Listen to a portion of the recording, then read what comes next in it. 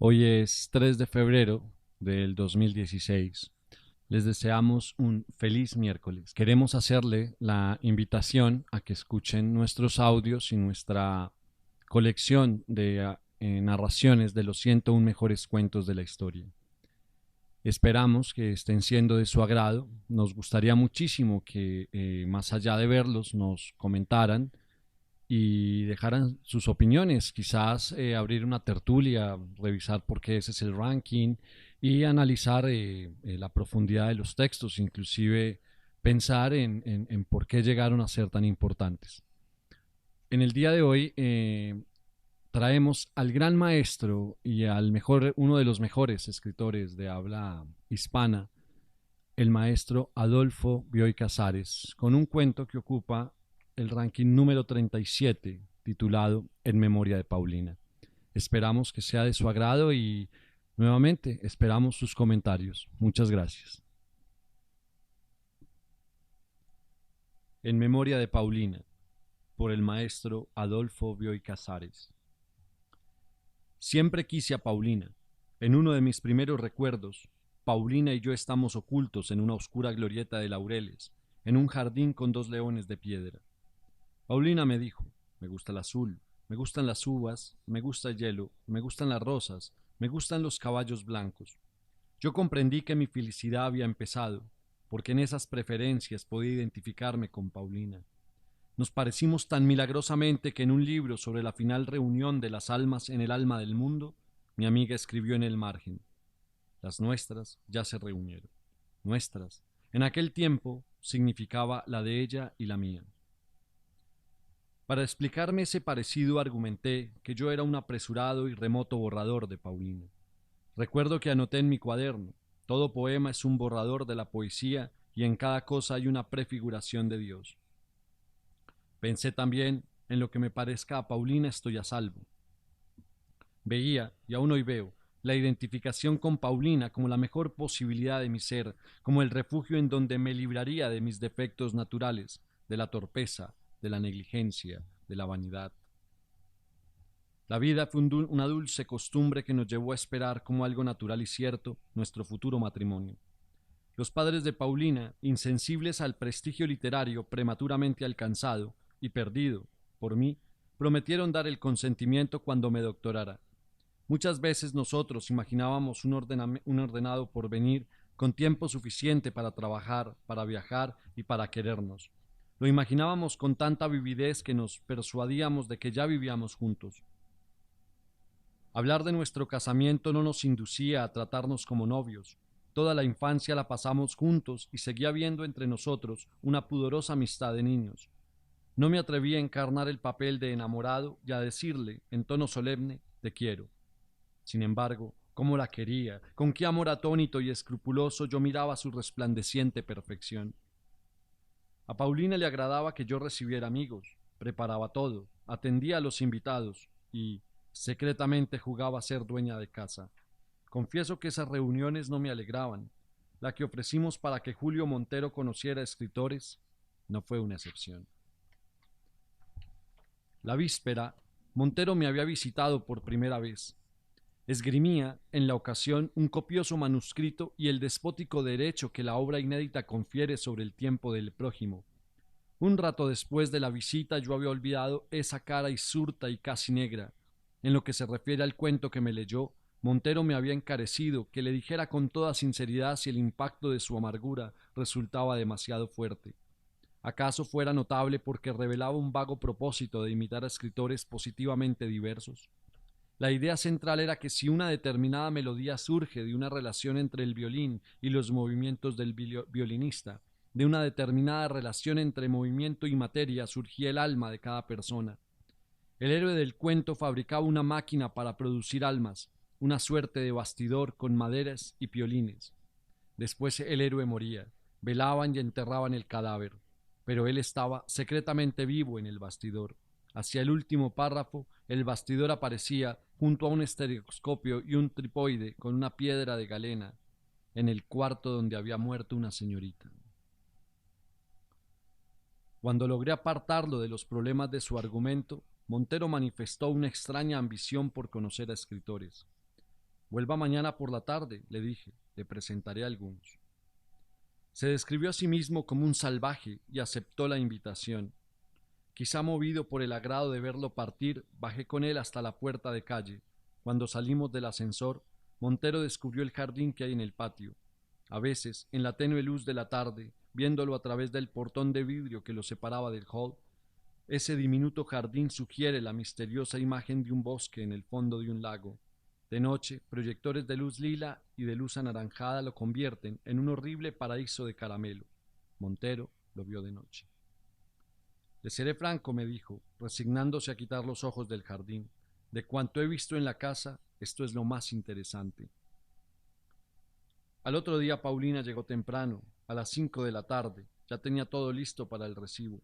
Le mostré una estatuita china de piedra verde que yo había comprado esa mañana en un anticuario. Era un caballo salvaje, con las manos en el aire y la crin levantada. El vendedor me aseguró que simbolizaba la pasión. Paulina puso el caballito en un estante de la biblioteca y exclamó: «Es hermoso, como la primera pasión de una vida». Cuando le dije que se lo regalaba, impulsivamente me echó los brazos al cuello y me besó.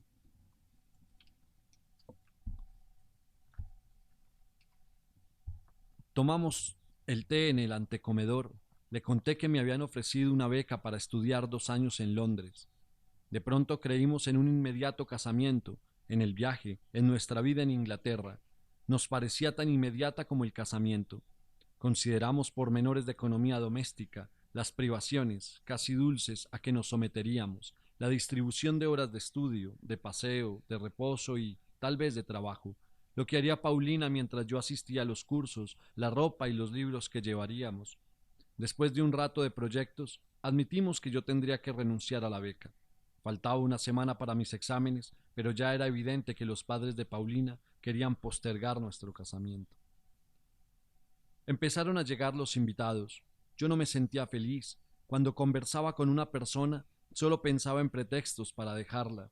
Proponer un tema que interesara al interlocutor me parecía imposible. Si quería recordar algo, no tenía memoria o la tenía demasiado lejos. Ansioso, fútil, abatido, pasaba de un grupo a otro, deseando que la gente se fuera, que nos quedáramos solos, que llegara el momento, ay, tan breve, de acompañar a Paulina hasta su casa. Cerca de la ventana, mi novia hablaba con Montero. Cuando la miré, levantó los ojos e inclinó a mí su cara perfecta. Sentí que en la ternura de Paulina había un refugio inviolable, en donde estábamos solos. ¿Cómo anhelé decirle que la quería? Tomé la firme resolución de abandonar esa misma noche mi pueril y absurda vergüenza de hablarle de amor. Si ahora pudiera, suspiré, comunicarle mi pensamiento. En su mirada palpitó una generosa, alegre y sorprendida gratitud. Paulina me preguntó en qué poema un hombre se aleja tanto de una mujer que no la saluda cuando la encuentra en el cielo. Yo sabía que el poema era de Browning y vagamente recordaba los versos. Pasé el resto de la tarde buscándolos en la edición de Oxford.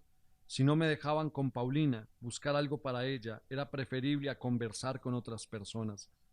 Pero estaba singularmente ofuscado y me pregunté si la imposibilidad de encontrar el poema no entrañaba un presagio. Miré hacia la ventana. Luis Alberto Morgan, el pianista, debió de anotar mi ansiedad porque me dijo: «Paulina está mostrando la casa Montero». Me encogí de hombros, oculté apenas el fastidio y simulé interesarme de nuevo en el libro de Browning. Oblicuamente vi a Morgan entrando en mi cuarto. Pensé, va a llamarla. Enseguida reapareció con Paulina y con Montero.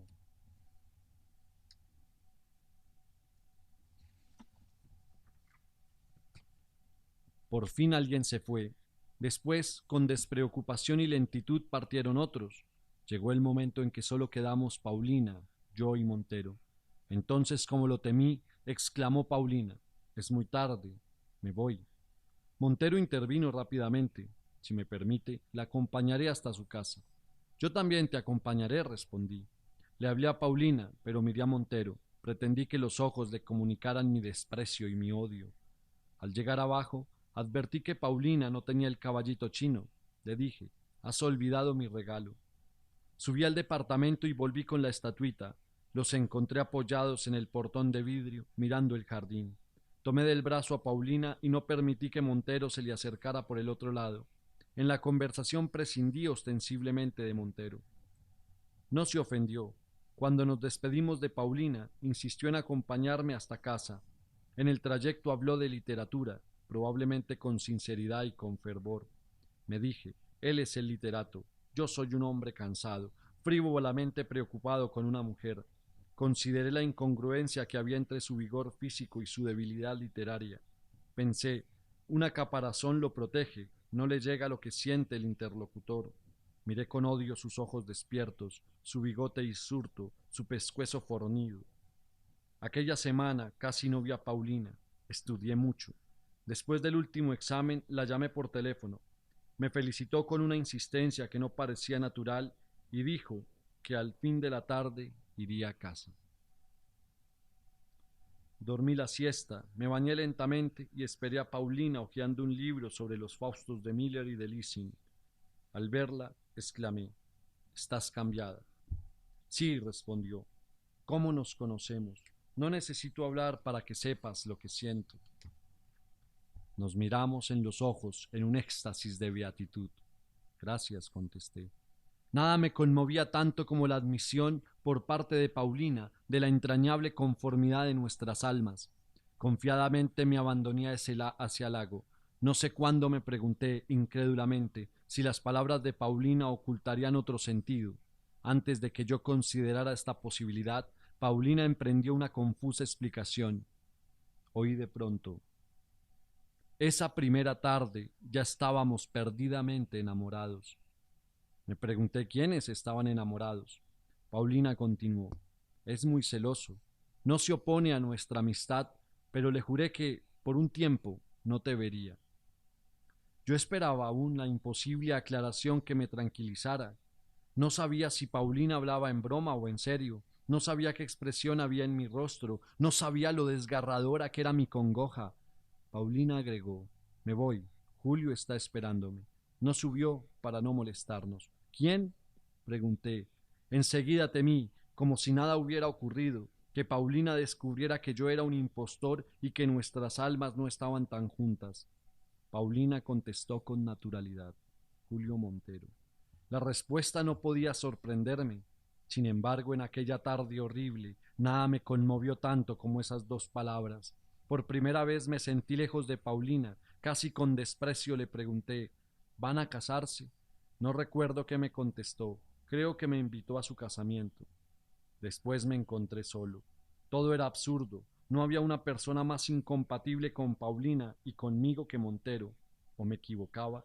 Si Paulina quería a ese hombre, tal vez nunca se había parecido a mí. Una abjuración no me bastó. Descubrí que muchas veces yo había entrevisto la espantosa verdad.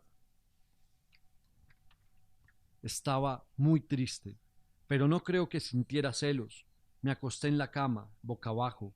Al estirar una mano encontré el libro que había leído un rato antes. Lo arrojé lejos de mí, con asco. Salí a caminar. En una esquina miré una celecita. Me parecía imposible seguir viviendo esa tarde. Durante años la recordé y cómo prefería los dolorosos momentos de la ruptura, porque los había pasado con Paulina. A la ulterior soledad los recorría y los examinaba minuciosamente y volvía a vivirlos. En esta angustiada cavilación creía descubrir nuevas interpretaciones para los hechos. Así, por ejemplo, en la voz de Paulina declarándome el nombre de su amado, sorprendí una ternura que, al principio, me emocionó. Pensé que la muchacha me tenía lástima y me conmovió su bondad como antes me conmovía su amor. Luego, recapacitando, deduje que esa ternura no era para mí, sino para el nombre pronunciado. Acepté la beca y silenciosamente me ocupé en los preparativos del viaje. Sin embargo, la noticia trascendió. En la última tarde me visitó Paulina. Me sentía alejado de ella, pero cuando la vi me enamoré de nuevo. Sin que Paulina lo dijera, comprendí que su aparición era furtiva. La tomé de las manos, trémulo de agradecimiento. Paulina exclamó, siempre te querré.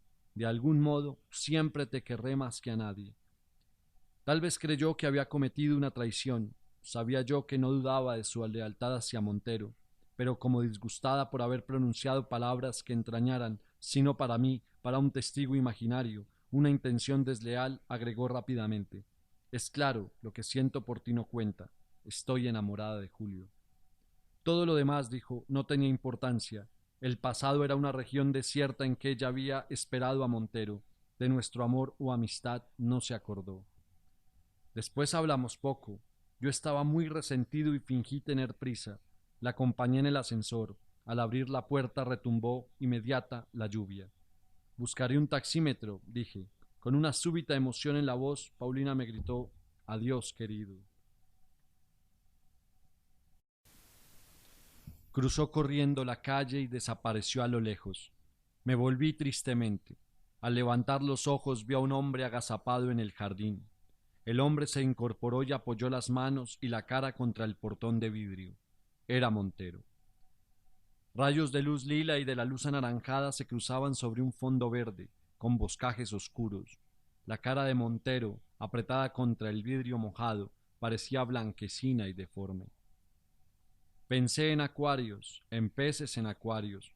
Luego, con frívola amargura, me dije que la cara de Montero sugería otros monstruos, los peces deformados por la presión del agua que habitan en el fondo del mar. Al otro día, a la mañana, me embarqué. Durante el viaje casi no salí del camarote. Escribí y estudié mucho. Quería olvidar a Paulina. En mis 2 años de Inglaterra evité cuanto pudiera recordármela, desde los encuentros con argentinos hasta los pocos telegramas de Buenos Aires que publicaban los diarios. Es verdad que se me aparecía en el sueño, con una vividez tan persuasiva y tan real, que me pregunté si mi alma no contrarrestaba de noche las privaciones que yo le imponía en la vigilia. Eludí obstinadamente su recuerdo. Hacia el fin del primer año logré excluirla de mis noches y casi olvidarla. La tarde que llegué de Europa volví a pensar en Paulina. Con aprensión me dije que tal vez en esa casa los recuerdos fueran demasiado vivos. Cuando entré en mi cuarto sentí alguna emoción y me detuve respetuosamente, conmemorando el pasado y los extremos de alegría y de congoja que yo había conocido. Entonces tuve una revelación vergonzosa. No me conmovían secretos monumentos de nuestro amor, repentinamente manifestados en lo más íntimo de la memoria. Me conmovía la enfática luz que entraba por la ventana, la luz de Buenos Aires. A eso de las 4 fui hasta la esquina y compré 1 kilo de café. En la panadería el patrón me reconoció, me saludó con estruendosa cordialidad y me informó que desde hacía mucho tiempo, 6 meses por lo menos, yo no lo honraba con mis compras. Después de estas amabilidades le pedí, tímido y resignado, medio kilo de pan. Me preguntó como siempre: ¿tostado o blanco? Le contesté como siempre: blanco. Volví a casa. Era un día claro como un cristal y muy frío. Mientras preparaba el café pensé en Paulina. Hacia el fin de la tarde solíamos tomar una taza de café negro. Como en un sueño pasé de una afable y ecuánime indiferencia a la emoción, a la locura que me produjo la aparición de Paulina. Al verla, caí de rodillas, hundí la cara entre sus manos y lloré por primera vez todo el dolor de haberla perdido. Su llegada ocurrió así. 3 golpes resonaron en la puerta. Me pregunté quién sería el intruso. Pensé que por su culpa se enfriaría el café. Abrí distraídamente. Luego, ignoro si el tiempo transcurrido fue muy largo o muy breve. Paulina me ordenó que la siguiera. Comprendí que ella estaba corrigiendo, con la persuasión de los hechos, los antiguos errores de nuestra conducta, me parece. Pero además de recaer en los mismos errores, soy infiel a esa tarde, que los corrigió con excesiva determinación. Cuando me pidió que la tomara de la mano, me dijo, ahora, me abandoné a la dicha. Nos miramos en los ojos, y como 2 ríos confluentes, nuestras almas también se unieron. Afuera, sobre el techo, contra las paredes, llovía. Interpreté esa lluvia que era el mundo entero surgiendo nuevamente como una pánica expansión de nuestro amor. La emoción no me impidió, sin embargo, descubrir que Montero había contaminado la conversación de Paulina. Por momentos, cuando ella hablaba, yo tenía la ingrata impresión de oír a mi rival. Reconocí las características pesadez de las frases, reconocí las ingenuas y trabajosas tentativas de encontrar el término exacto, reconocí todavía apuntando vergonzosamente la inconfundible vulgaridad. Con un esfuerzo pude sobreponerme, miré el rostro, la sonrisa, los ojos. Ahí estaba Paulina, intrínseca y perfecta. Ahí no me la habían cambiado. Entonces, mientras la contemplaba en la mercurial penumbra del espejo, rodeada por el marco de guirnaldas, de coronas y de ángeles negros, me pareció distinta. Fue como si descubriera otra versión de Paulina, como si la viera de un modo nuevo. Di gracias por la separación que me había interrumpido el hábito de verla, pero que me la devolvía más hermosa. Paulina dijo: me voy, Julio me espera. Advertí en su voz una extraña mezcla de menosprecio y de angustia que me desconcertó. Pensé melancólicamente: Paulina, en otros tiempos, no hubiera traicionado a nadie. Cuando levanté la mirada, se había ido. Tras un momento de vacilación la llamé, volví a llamarla, bajé a la entrada, corrí por la calle, no la encontré. De vuelta sentí frío. Me dije: ha refrescado, fue un simple chaparrón. La calle estaba seca. Cuando llegué a casa vi que eran las 9. No tenía ganas de salir a comer. La posibilidad de encontrarme con algún conocido me acobardaba. Preparé un poco de café, tomé 2 o 3 tazas y mordí la punta de un pan. No sabía siquiera cuándo volveríamos a vernos. Quería hablar con Paulina, quería pedirle que me aclarara unas dudas que me atormentaban y que ella aclararía sin dificultad. De pronto, mi ingratitud me asustó. El destino me deparaba toda la dicha y yo no estaba contento. Esa tarde era la culminación de nuestras vidas. Paulina lo había comprendido así. Yo mismo lo había comprendido. Por eso casi no hablamos. Hablar, hacer preguntas, hubiera sido, en cierto modo, diferenciarnos. Me parecía imposible tener que esperar hasta el día siguiente para ver a Paulina. Con premioso alivio, determiné que iría esa misma noche a casa de Montero. Desistí muy pronto, sin hablar antes con Paulina. No podía visitarlos. Resolví buscar a un amigo. Luis Alberto Morgan me pareció el más indicado y pedirle que me contara cuanto supiera de la vida de Paulina durante mi ausencia. Luego pensé que lo mejor era acostarme y dormir. Descansado, vería todo con más comprensión. Por otra parte, no estaba dispuesto a que me hablaran frívolamente de Paulina. Al entrar en la cama tuve la impresión de entrar en un cepo. Recordé, tal vez, noches de insomnio, en que uno se queda en la cama para no reconocer que está desvelado. Apagué la luz. No cavilaría más sobre la conducta de Paulina. Sabía demasiado poco para comprender la situación, ya que no podía hacer un vacío en la mente y dejar de pensar. Me refugiaría en el recuerdo de esa tarde. Seguiría queriendo el rostro de Paulina, aun si encontraba en sus actos algo extraño y hostil que me alejaba de ella. El rostro era el de siempre, el puro y maravilloso que me había querido antes de la abominable aparición de Montero. Me dije: hay una fidelidad en las caras que las almas quizás no comparten. ¿O todo era un engaño? Yo estaba enamorado de una ciega proyección de mis preferencias y repulsiones. Nunca había conocido a Paulina.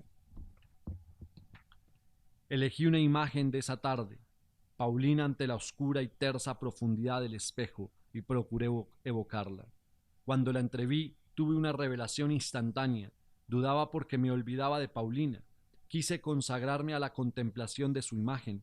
La fantasía y la memoria son facultades caprichosas.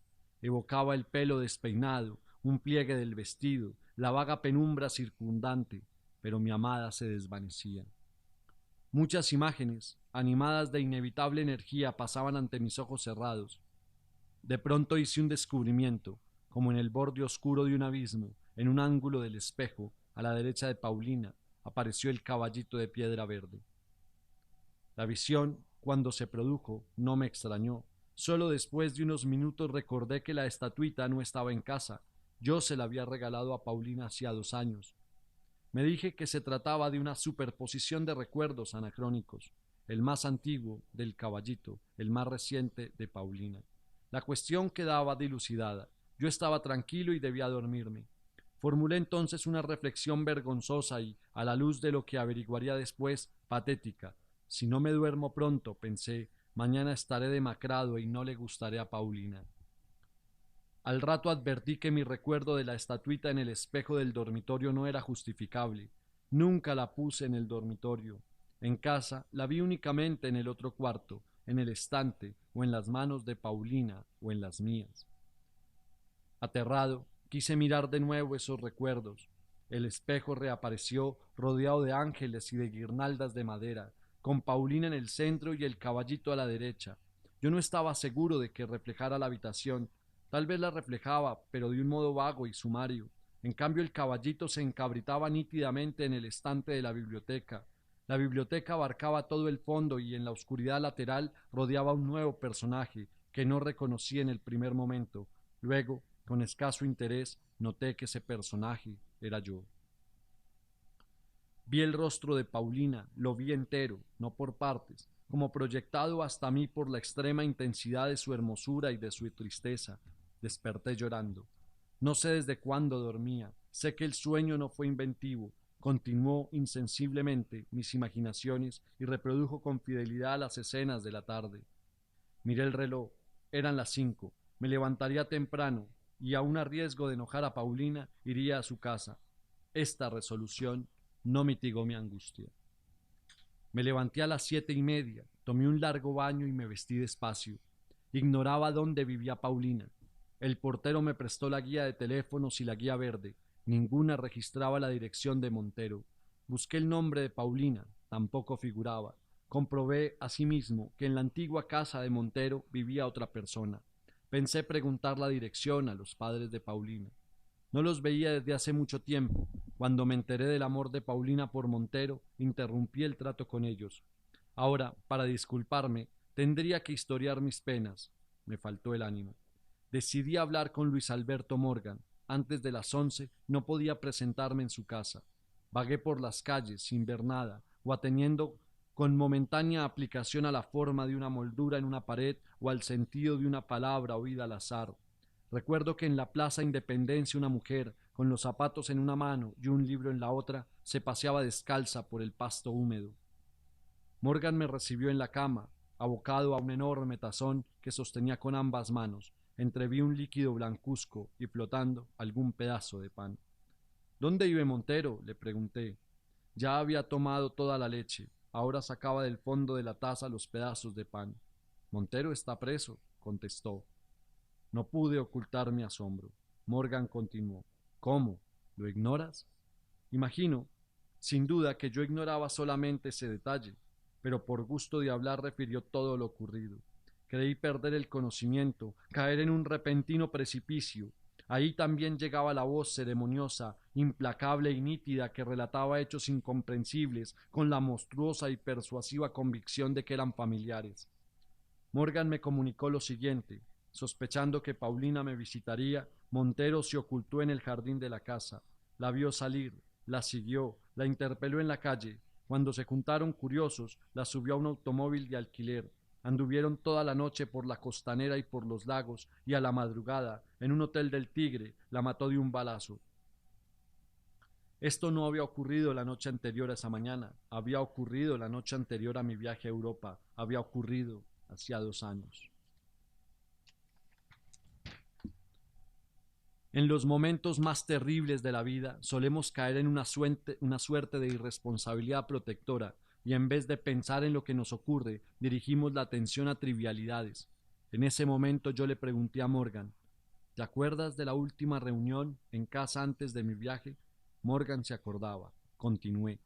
Cuando notaste que yo estaba preocupado y fuiste a mi dormitorio a buscar a Paulina, ¿qué hacía Montero? Nada, contestó Morgan con cierta vivacidad, nada. Sin embargo, ahora lo recuerdo, se miraba en el espejo. Volví a casa, me crucé en la entrada con el portero, afectando indiferencia. Le pregunté, ¿sabe que murió la señorita Paulina? ¿Cómo no voy a saberlo?, respondió. Todos los diarios hablaron del asesinato y yo acabé declarando en la policía. El hombre me miró inquisitivamente. ¿Le ocurre algo?, dijo acercándose mucho. ¿Quiere que lo acompañe? Le di las gracias y me escapé hacia arriba. Tengo un vago recuerdo de haber forcejeado con una llave, de haber recogido unas cartas del otro lado de la puerta, de estar con los ojos cerrados, tendido boca abajo, en la cama. Después me encontré frente al espejo pensando. Lo cierto es que Paulina me visitó anoche. Murió sabiendo que el matrimonio con Montero había sido una equivocación atroz, y que nosotros éramos la verdad. Volvió desde la muerte para completar su destino, nuestro destino. Recordé una frase que Paulina escribió hace años en un libro: nuestras almas ya se reunieron. Seguí pensando. Anoche, por fin, en el momento en que la tomé de la mano, luego me digo: soy indigno de ella. He dudado, he sentido celos. Para quererme vino desde la muerte. Paulina me había perdonado. Nunca nos habíamos querido tanto, nunca estuvimos tan cerca. Yo me debatía en esta embriaguez de amor, victoriosa y triste, cuando me pregunté, mejor dicho, cuando mi cerebro, llevado por el simple hábito de proponer alternativas, se preguntó si no habría otra explicación para la visita de anoche. Entonces, como una fulminación, me alcanzó la verdad. Quisiera descubrir ahora que me equivoco de nuevo. Por desgracia, como siempre ocurre cuando surge la verdad, mi horrible explicación aclara los hechos que parecían misteriosos. Estos, por su parte, la confirman. Nuestro pobre amor nos arrancó de la tumba, Paulina. No hubo fantasma de Paulina. Yo abracé un monstruoso fantasma de los celos de mi rival. La clave de lo ocurrido está oculto en la visita que me hizo Paulina en la víspera de mi viaje. Montero la siguió y la esperó en el jardín, la riñó toda la noche y, ¿por qué no creyó en sus explicaciones? Como ese hombre entendería la pureza de Paulina, la mató a la madrugada. Lo imaginé en su cárcel, cavilando sobre esa visita, representándosela con la cruel obstinación de los celos. La imagen que entró en casa, lo que después ocurrió allí, fue una proyección de la horrenda fantasía de Montero. No lo descubrí entonces, porque estaba tan conmovido y tan feliz que solo tenía voluntad para obedecer a Paulina. Sin embargo, los indicios no faltaron. Por ejemplo, la lluvia. Durante la visita de la verdadera Paulina, en la víspera de mi viaje, no oí la lluvia. Montero, que estaba en el jardín, la sintió directamente sobre su cuerpo. Al imaginarnos, creyó que la habíamos oído, por eso anoche oí llover. Después me encontré con que la calle estaba seca. Otro indicio es la estatuita. Un solo día la tuve en casa, el día del recibo. Para Montero quedó como un símbolo del lugar, por eso apareció anoche. No me reconocí en el espejo porque Montero no me imaginó claramente. Tampoco imaginó con precisión el dormitorio. Ni siquiera conoció a Paulina. La imagen proyectada por Montero se condujo de un modo que no es propio de Paulina. Además, hablaba como él. Urdir este fantasma es el tormento de Montero. El mío es más real. Es la convicción de que Paulina no volvió porque estuviera desengañada de su amor. Es la convicción de que nunca fui su amor. Es la convicción de que Montero no ignoraba aspectos de su vida que solo he conocido indirectamente. Es la convicción de que al tomarla de la mano, en el supuesto momento de la reunión de nuestras almas, obedecía un ruego de Paulina que ella nunca me dirigió y que mi rival oyó muchas veces. Muchísimas gracias.